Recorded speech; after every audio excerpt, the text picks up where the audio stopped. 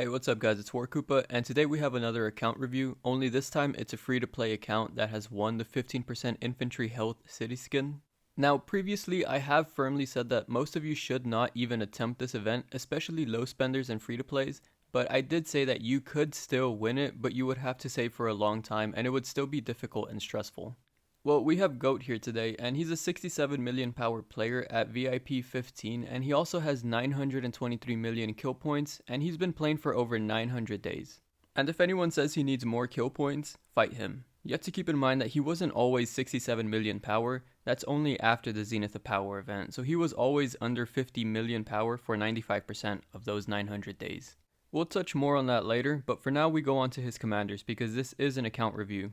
So for his commanders, we can see that he has an expertise Guan Yu, and on the left you can see that he also has Scipio Prime expertise as well. So naturally you can only assume that he runs Guan Scipio. Looking at the gear for that march, you can see that none of it is part of the Eternal Knight set, so there's no extra buffs added, and he also didn't go for a legendary weapon. Instead he went for the Gatekeeper shield, refined it, and I don't know if he's waiting to get a hammer or Shield of Eternal something, but the Gatekeeper shield is fine too. I'm going to assume that if he does choose to get a legendary weapon for it later on, that he's going to choose the hammer because he's not following anything on the set, so why choose a legendary shield when you can get the extra stats like everything else here. Next, he has a max Gorgo, and you can see Liu Che expertise on the left too, and since the gear is on Gorgo, he must be running Gorgo Liu Che on the field, which is better I think. I think it's better than running Liu Che Gorgo. And for that march, you can see that he did follow the Eternal Knight set, except for the chest and leg piece, which is statistically better, and he also has the Ring of Doom and the Horn of Fury on it, so you can tell that he does know his infantry from seeing these two marches. I don't think he runs another march, so we'll go into his armaments now. On Guan Yu, he has just about 20% of stats all around, you can see them on the screen, and it has the Striker inscription as well, which offers 1.5% normal damage I think. And then for Gorgo, he has almost 21% of stats total, and he has 6 freaking inscriptions. I don't know how, we're gonna figure it out, but somehow that's racist. That cannot be healthy for her. Give me at least 5 of those inscriptions, and I'll consider revoking that accusation against you.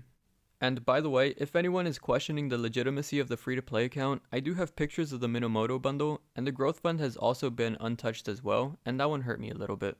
And now that we went over all that stuff, we can go into the speedups and resources, and I'll intertwine all that with the Zenith of Power event that he won as a free-to-play.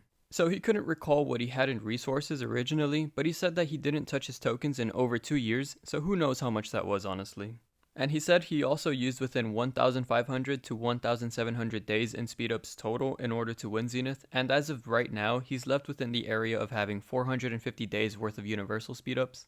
He ended up making it to 9th place in the Zenith of Power event, so it looks like the competition was fierce for him in the end, and he was there watching and stressing in the last hour, training and upgrading stuff like the other top 10 were, or top 15. Now, I know I said that most of y'all should not participate in Zenith of Power, and I still stand by that, but you have to keep in mind that he did use over 1,500 days in speedups, which is a hefty amount to throw in one event. And even then, because he wasn't a T5 player at the time, all those speedups created more value for him because all T5 players can do is train troops to gain power, which is very difficult and expensive, while someone who is upgrading research and buildings can gain power a lot faster and efficiently from doing those upgrades. So he had a way bigger advantage than a T5 player with 2,000 days worth of speedups. Hopefully that makes sense. It took him a 26 million power jump to get 9th place. Honestly, this is one of the easier Zenith of Power events I've seen if the top ranked player had to gain 38 million power to get ranked 1. I know that for my Zenith of Power event, the rankings were almost the same, but for us, top 10 was at least 29 million power, but that was for infantry attack, so most people didn't even care for it. But his was for infantry health, so I'm really surprised that that was the competition. And in order to gain that 26 million power, he also had to train a bunch of troops. He started off having this many units, and then after Zenith, this is the amount of troops he had after everything. So you can see that he did as many upgrades as he could on his troops, and then he trained T5 infantry. Along with the building and research upgrades, he's the sleeping Zenith of Power winner. He did say that it was worth it for him and that he's glad he did it, so props to him for being so patient, and obviously it really paid off. A Zenith of Power event is coming up soon, so to anyone who's going to participate and wants a video made on them, let me know. I would like to know how much resources and speedups it costs and how it went for you.